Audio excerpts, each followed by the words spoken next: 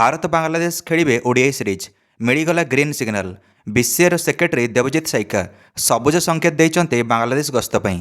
Bangladesh cricket board द्विपक्षीय series आयोजन करिबो भारत पई सेप्टेम्बर मासरे। बांग्लादेश बोर्डर प्रेसिडेंट तमीम इकबाल क्षमा मागिले बीसीआई को कौन पाइना बांग्लादेश आसी नथिला टी20 विश्वकप खेलिया भारत माटी को 2026 रे।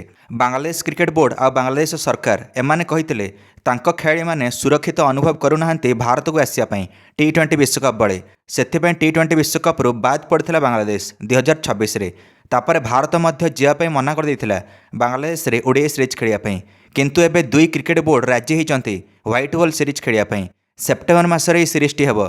प्रथम 3टा मैचर ओडीआई सीरीज हेबो, तापर 3टा मैचर टी20 सीरीज। एबे केवल भारत सरकार पाखरे दाबीपत्र दियाइछि बीसीआई द्वारा। भारत सरकार जदि शेष मोहर लगेबे ताले कड़ा सुरक्षा रे भारत दल जीव बांग्लादेश को टी20 सीरीज और ओडीआई सीरीज खेलिया पई। कौन पाइना सेठिकार अस्थिर सरकार काल साजिछि अन्य देशर टीम मानकु बांग्लादेश जिया पई।